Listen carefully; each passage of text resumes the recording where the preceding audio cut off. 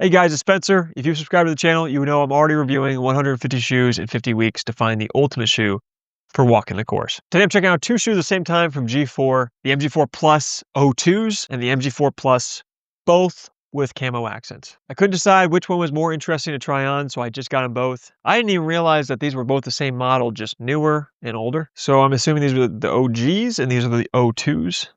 So are these the O1s? All I know is this is 225 bucks right now, and these are 195. Both side profiles, I think, of these shoes look pretty cool. But when I put this shoe on, I thought it looked a lot more like a New Balance, felt like a New Balance shoe. This one felt a lot more like a fun sneaker. But there are some subtle but big differences in both of these shoes. Right off the bat, I thought the O2s were much more comfortable, and walking in them was much more comfortable.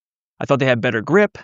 I also thought the midsole of them was designed better for more stability, whereas the O1s, OGs, or just the MG4 Plus, was comfortable at first, but a lot of things I didn't really like about this shoe. First off, this shoe did a terrible job at locking my heel in. My heel was able to twist around. I took the laces from here to here just to get more grip around my ankle. Was not helping. My ankle would keep spinning around inside the shoe, making it really hard to feel stable. I also found in my follow-through, because my ankle wasn't stable and my heel kept twisting, I was pulling the shoe over and it felt like my foot just wanted to tip. It got really annoying. It started to feel stressful on my ankle and I want to take the shoe off immediately and stop swinging with it. So if you have fragile ankles, this is a no-go shoe. Stay away. There's no stability here. The shoe has decent base, but the outrigger of this shoe is soft. In the O2s, it almost looks the same, but the midsole juts out just a little further. You can see right on the inside, instead of jutting out, instead of just coming straight down like this, off the edge, in the O2s, there's a little bump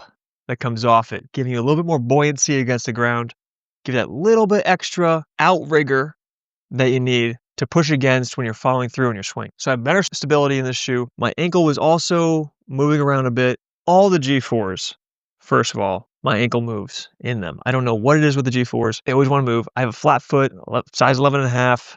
I don't know if you do too, but my foot's moving around in these things. I would beware of that. Another thing about the material of the shoe, I really did not like in the OGs, O1s, MG4 Plus.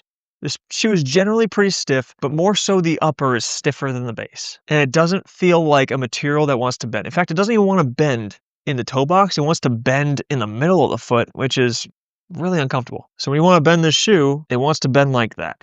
That's not a normal bend in a shoe. Okay? Whereas in the O2s, this is the bend you get, and it makes a lot more sense. The actual whole shoe will bend the way that your foot actually bends, right around the toe box, 2/3 the way to the end of the shoe. I also think it's very clear as soon as you look at it, the originals have terrible grip compared to what the O2s provide you. The O2s provide you clear traction from heel all the way to toe, side to side, everywhere throughout the shoe. Whereas the originals provide you less traction, literally by the design, and the traction feels way less aggressive than what the O2s give you. So although the profile is similar, this one's gonna bend better when you walk. This one looks less like an old man's New Balance shoe.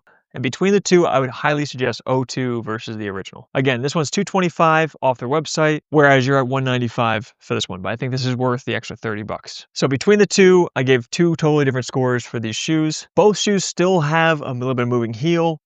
Not perfectly comfortable inside the shoe, but this one was a lot better. I gave the shoe a 7.7 out of 10 for walkability. I think it's a lot more comfortable, moved better, more natural feeling. Whereas this shoe I gave a 6.1. That might even be too high of a score. I really don't care for this shoe. And performance, the O2s, I was pretty impressed. I gave an 8.1. Solid performance, good traction, overall good construction, good quality material, easy to tighten, good base, and a better outrigger for following through, a better midsole in general for balance and all that. Whereas the originals, I could see why they had to upgrade quickly. I gave this shoe a 6.5 out of 10 for performance. I did not like the heel drop of the shoe. I hate a heel drop. I was not impressed with the style or the shape of the shoe. Did not like the upper material.